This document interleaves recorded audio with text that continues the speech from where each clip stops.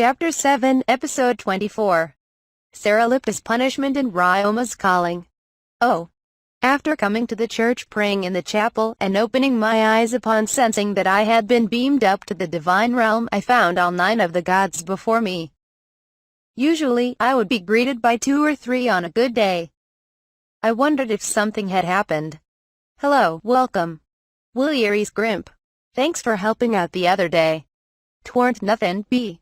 Even we couldn't condone what Serelipta did the other day. All of us congregated and made sure to administer appropriate punishment. Oh, that's why you're all here. I see Serelipta's here too. I wasn't sure what to say or if I should have dared until this point, but Serelipta was sprawled out on the pearly white ground, if one could call it that, of the divine realm. Help me, Ryoma, he said, apparently conscious but immobile. Just as I was wondering what punishment he had faced, Wilyeris groaned.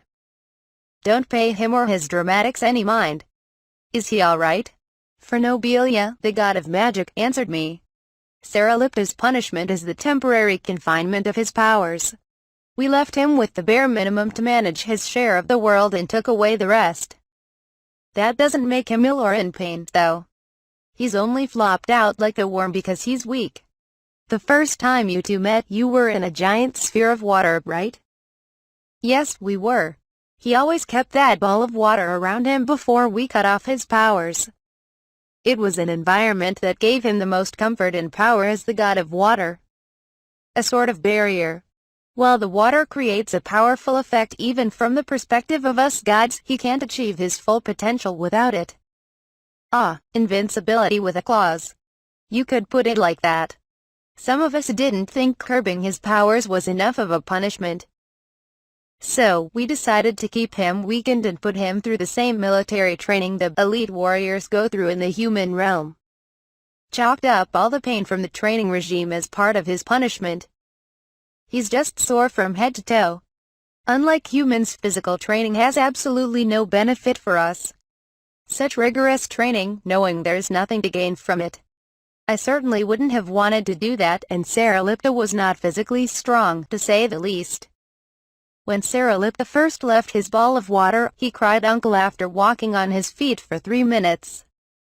Aren't you a bit too frail? I turned to Serelipta. I don't need to walk in water, and I can go anywhere by controlling the current. Without buoyancy, my body feels so heavy. Who's the moron that invented gravity, anyway? The other gods glared at him, especially Gain. Ryoma, he said. He's well enough to complain, so no need to concern yourself with his well-being. And I'm the one who made gravity, by the way. I am right here, Serelipta. Help me, Ryoma. The god in question came dramatically crawling up. What do you expect me to do about the rules of the gods? I asked. Well, you could testify or something, you know, as the quote-unquote victim. I'm not exactly hung up over it or anything. Ryoma, that groveling worm might technically be a god, but that doesn't mean you need to try and appease him. I'm not appeasing him, Wilyeris. I did feel unsafe at the time, but I felt more sick and confused than angry. Like he said, I don't think he wanted to kill me. Looking back on it, if Serelipta wanted me dead, there wouldn't have been a thing I could have done. I came out alright, and if he already served a punishment you guys thought was fair, I don't want to demand any more. You really mean it? Well, I did lose a lot of respect for him. I didn't think Serelipta even had ill intent, knowing the kind of god he was. The road to hell is paved with good intentions, as they say. I'd made plenty of mistakes in my previous life. There were times when I meant well but ended up causing more trouble for others, and vice versa. No sense dwelling on it. I knew it. You really are the best. That smug attitude of yours makes it really dubious that you're feeling any remorse. Calm down, Wilyeris. Ryoma's got a point. I don't want to put wind in his sails anymore, and the rest yaws, but letting him get under our skin ain't gonna do us any good. Grimp Tekken. Understood. I was the one who asked, and Ryoma declared our handling sufficient. Let's drop the subject. I wondered if Serelipta and Wilyeris were as incompatible as they seemed, or if they only bickered from the eons they'd spent together. In any case, Williries had plenty to say about it. With the counsel of two gods and out of respect for my input, Williries seemed to back down. Serelipta, meanwhile, was clinging on to me with a smile as if to say, "Don't worry, Ryoma. Since you smoothed things over, I'll keep my mouth shut for now." He looked so feminine that I had to remind myself he was a male god. "Get off. Wait, let me lean on you, please. I really can't stand up." He did feel weak enough that I could easily push him off if I wanted to. That made me think of fish that live deep under the sea. Apparently, they have very few bones because softer tissue can withstand the water pressure better. An anglerfish, for example. I couldn't quite put my finger on it. "What am I, a blobfish?" Serelipta protested, but I thought fish out of water would be an accurate description. Just as that thought crossed my mind, the rest of the gods burst out laughing. Apparently, they had been reading my mind. "My apologies," Gain said. "We wanted to know your honest feelings when it came to Serelipta." "I don't mind. You know you can all read my thoughts." Knowing I couldn't lie to them had always allowed me to be honest with the gods. With their permission, I had stopped being formal with my language, even. I felt like I could talk to them naturally, without the fear of being misunderstood. It would depend on the person, of course, but having someone read your mind could certainly have its benefits. I felt like I'd thought about this before. Deja vu, perhaps? That would make things easier. Then, let's wrap this up. "I want to hear from you," Ryoma, Lulutia said, breaking her silence for the first time since I arrived. With a clap of his hands, Kufo summoned a large and expensive-looking wooden table, aligned with enough floor chairs for everyone. Once everyone was seated, I began explaining what happened after I returned to Gimel. "You're handling those delinquent adventurers well. They're calling you boss and everything." As it turned out, the gods were also interested in the new dynamic I had with them. I wish they wouldn't. I'm not that old. Heck, I'm not old at all. Why not? They're not making fun of you. It just means you have enough guts and strength that they can rely on you.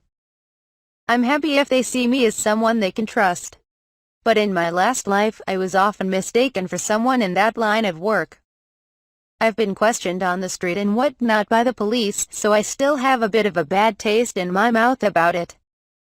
I get it. But that might be your calling, Kiralul said. Really? I suppose anything would sound more believable coming from a god's lips. When I looked around me for confirmation, or maybe just denial, the gods just chuckled. What the hell's that all about? Any managerial position requires skill or experience. No matter what your role as an adventurer is, you gotta be able to hold your own in combat. And you're a caring person, Ryoma. It means a lot that you can take care of people so naturally. Your experience as a boss in your previous life is serving you well, however you felt about your position. Making mistakes is an important way to gain experience, and that makes a big difference. I had to agree with Tech and Lulutia and Gain. I think you'll do even better with people working for you who have leadership and charisma. Caring as you are, those aren't your strong suits, Serelipta said, his face flat on the table. I had to agree with that too. I had a system working exactly like that. Karm was running the laundry shop for me, and my other departments were delegated to other people who knew what they were doing, many of them sent from the Duke. My job had gotten incredibly easier, leaving me plenty of time for studies and experimentation. Compared to my career on Earth, things were going unbelievably well. The results showed how I thought that this style far better suited me. At the very least, I should have had a much healthier work-life balance. You should have picked a better career in your previous life. Even if you couldn't be your own boss, things might have turned out differently if you chose a job that needed your caring nature. Like a school teacher. Some of my old coworkers told me that, like I should have been a PE teacher or in charge of student conduct. Either way, they had pictured me with the stereotypical look of wearing a tracksuit and carrying a bamboo sword. The conversation always ended with them teasing me that I'd be a great principal for a kindergarten, based on a character in the popular anime. You'd be good at taking care of kids too. Get out of my memories. How do you know all this? Unlike the other gods, I always look into your mind when we're talking. And I read deep into your soul one time, remember? I'm aware of most things you know. It's me, Ryoma, what did you expect? I felt a flash of rage at his brazenness, but I ignored him to not give him the satisfaction. In any case, I figured out that a job with more responsibility and freedom is best suited for me. The gods all agreed. I would carry the gods' advice with me as I continue with my work.